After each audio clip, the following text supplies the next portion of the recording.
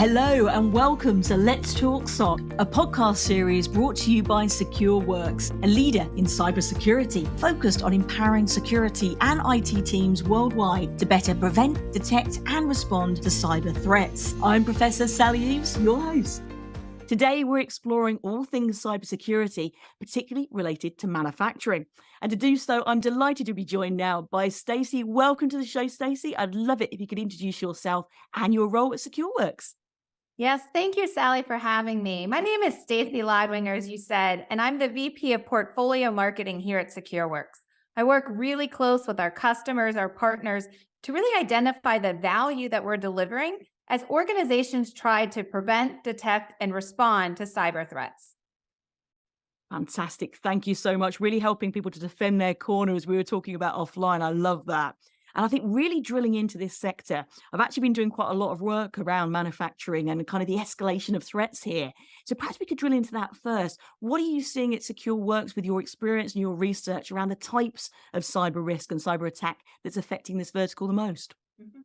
So I actually go back. It's interesting. I was reading an article from Gartner. It's the Emerging Tech Radar Report for Manufacturing. And they called it out that the number one threat where ransomware attackers are happening is in the manufacturing vertical. Now, some might say, well, does it mean manufacturers are paying more for ransom? The answer is no. And what our research tells us is threat actors are not targeting one vertical over another vertical, but they are attacking those that are most vulnerable. So when you think about manufacturing, they have gone through an extreme digital transformation over the last few years, and they've been transforming within their IT and operational technology environment so fast that security hasn't kept up, which means they are more vulnerable than their other peers, which means the amount of attacks they're experiencing does look high when you play with the stats. Honestly, great points there. I couldn't agree more strongly. I think for me, what's coming to the fore is that pace of change, that race to digitalize, if we will. And I think for manufacturing in particular, there are unique, say, characteristics around that vertical. So we've got such convergence at such speed, whether that's, say, smart warehousing, or it could be the rise of 5G technology or video-based quality inspection, augmented maintenance, kind of the list goes on, doesn't it? All of these different areas coming together, new opportunities, groundbreaking innovation, but also the potential for, say, intention action gaps and gaps across the infrastructure, particularly when we look at IT and OT convergence as well. So very unique things around manufacturing. So it's great that you're really drilling into this today, I think. So perhaps we can do kind of as our next step here, what can and kind of how are you helping manufacturers with some of these challenges? I was looking from some data from SME that came in recently, and it was saying ransomware, phishing and supply chain, typically top three in terms of the threats affecting this vertical. Kind of what are you seeing and how can manufacturers do more to kind of strengthen their posture to negate these threats? Mhm. So I think, Sally, you really nailed it on two vectors, right? What I'm seeing is one, as you talked about, manufacturing is rapidly innovating, having new technologies. You mentioned operational technology, OT. So now there really isn't a differentiation from physical devices or facilities. Everything is now connected in a software, digital fashioned world. And threat actors know that and they see those vulnerabilities. So it used to be only in Hollywood movies that someone's pacemaker was attacked or there was a robot gone crazy on the actual supply chain. No, this is really happening and the technology is there. The other spectrum that is happening, though, is manufacturing has not always been on the forefront of innovation. And I've said that to others that are leaders in manufacturing. So if you even go back a few years ago, most manufacturers required all roles to be inside the plant. It didn't matter if you were HR or accounting or marketing or sales, you were in the office. So when COVID did hit, they weren't ready for this movement to cloud. They weren't ready for remote work. So that also expedited them. So right now, manufacturers are really in this crossroads where they maybe had a 10-year plan to really go ahead and adopt some of these newer infrastructure, cloud, IT capabilities, plus bring in all these new technologies, as you called out, from smart warehousing, 5G, and threat actors know that. So what can organizations do? I always break it down into three core areas. First, prevent what you can prevent. And sometimes this just sounds, you hit it over and over again. But what I mean by prevent is know where your vulnerabilities are, understand your attack surface, know what you need patch and patch, patch and patch some more in the context of your own organization. Make sure it's a real threat. Make sure you're doing good things on the endpoint and network, that you're preventing as much as you can. The next piece, though, comes into detection, and that's absolutely critical. You mentioned ransomware, Sally. Our Secureworks cyber threat unit sees that the average dwell time for a ransomware attack is 4.5 days. That means an organization only has 4.5 days to realize they were breached, where it is, and fully remediate and remove that threat before there is impact. And so that detection is critical because we know we can't prevent everything. And then the final piece is the response, because again, you've got to detect and respond in 4.5 days. So how can organizations understand repeatable playbooks, how they can automate some of these response actions?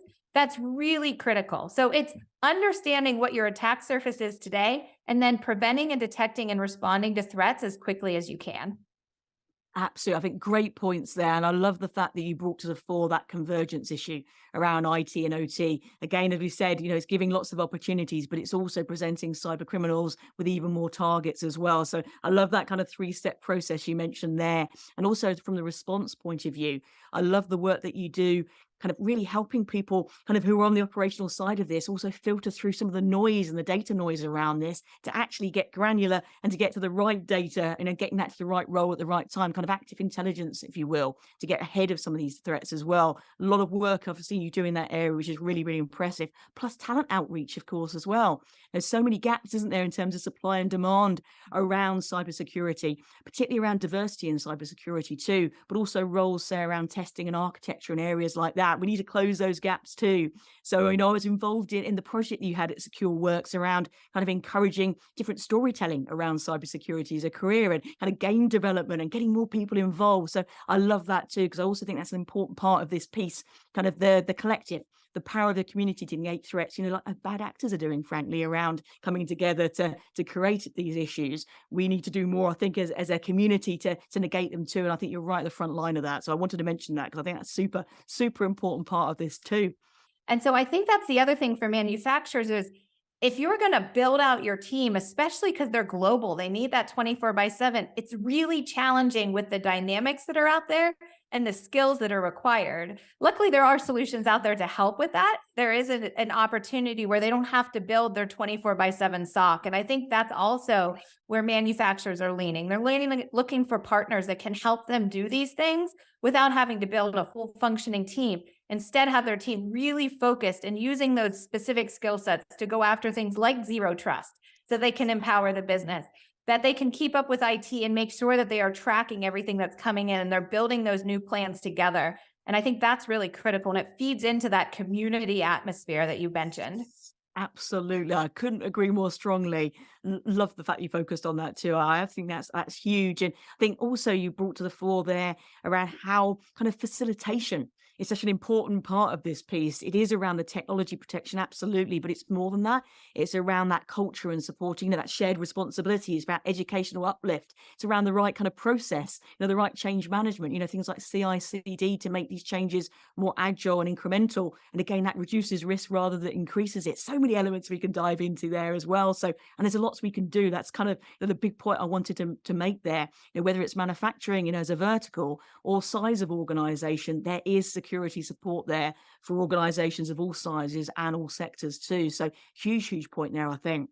And maybe we can look at like the cost, like the consequences of when a successful breach does occur as well. Because I think the narrative around this is huge. I think sometimes we talk about the cost of security investment when really we should talk about the cost of insecurity. So perhaps we could drill into that a little bit more, Stacey, about what are you seeing as the biggest consequences when this does go wrong and there is a successful breach? Absolutely. And I actually break it down what I'm hearing from customers in 4 areas. So the first area is definitely cost avoidance around ransomware. So we had a manufacturing customer, they were global, and they said if they were hit by ransom, they expected at least a $2 million damage by the time they either paid the ransom or worked with their insurer or they had downtime. So that was the cost of one attack. They said it was not unreasonable if they weren't doing things that they could have 2 or 3 attacks a year. So think about the cost avoidance there. The second falls into the other types of cyber attacks you mentioned.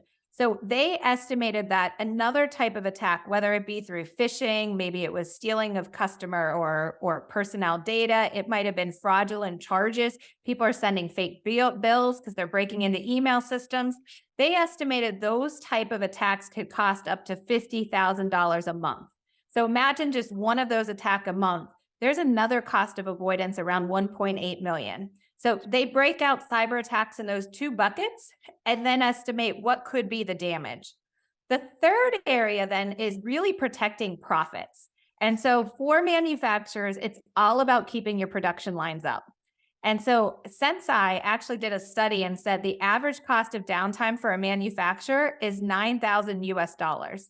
So imagine if an organization is down even 3 days, the amount of profit that they are potentially losing because of cyber attacks. Then the fourth area, and I think this one's really interesting because usually security is all about preventing damage and preventing any harm from your reputation. But what we're hearing from customers is they actually think improving their security posture in manufacturing helps them win more business.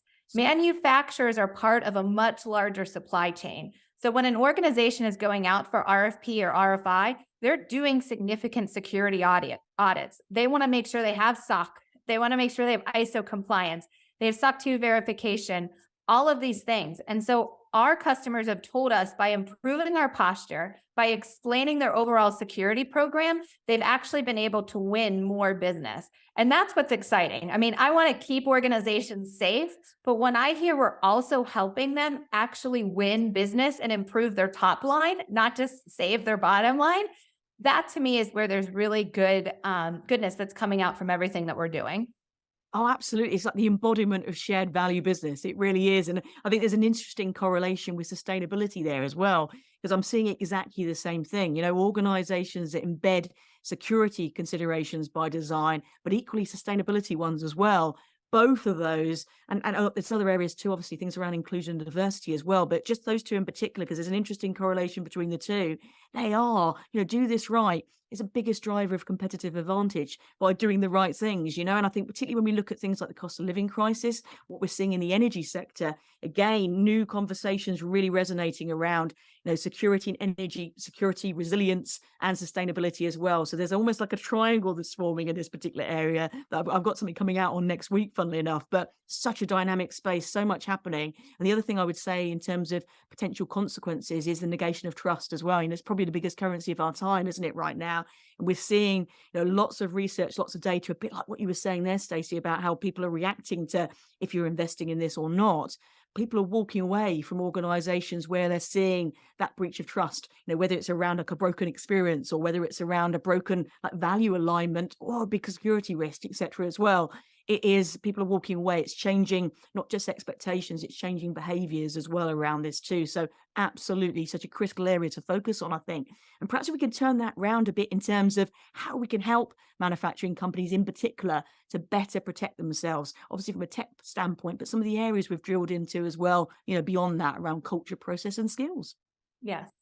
So, I mean, it really does come back to first understanding what your attack surface really is and taking a hard look at it. I'll use this example often where an organization said, yes, we have mostly multi-factor authentication implemented. We're just trying to get some of our C-level executives to buy in. And I went, that's who's being targeted, right? And so I think doing these security assessments to truly understand what is your attack surface, what is your overall posture, and what is your posture relative to your peers? I hate to say it, but it's a little bit of a game of you don't have to have the best posture. You just have to have enough posture relative to your peers that an attacker is like, this is too hard. I'm going to go to somebody else. And so really understanding and how to benchmark that posture is absolutely critical, I think, as the first step. Then the second step is I really do believe that organizations of all sizes need to have 24/7 monitoring for those threats that they can respond to quickly. If you're not looking at that with only 4.5-day dwell time, you're at risk. And so how are you ensuring that you know what to look at and then that you have eyes so that you're really identifying those most critical things? And then the pace of that response is, yes, you need to plan for it, but also test it.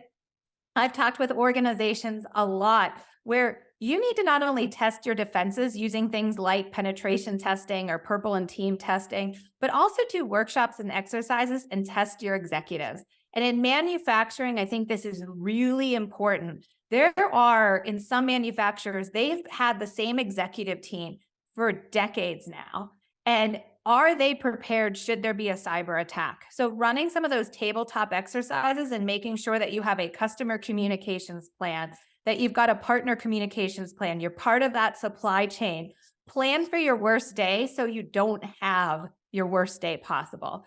So I really break it into those buckets. Understand your attack surface, understand your vulnerabilities, make sure you have 24/7 detection and threat response so that you're ready when those threats come in. And then finally test those defenses, not only technology-wise, but also as a workshop so that your entire team is ready. So you talk about people, process, and technology, Sally. It really has to have that all coming together to ensure that your organization is safe.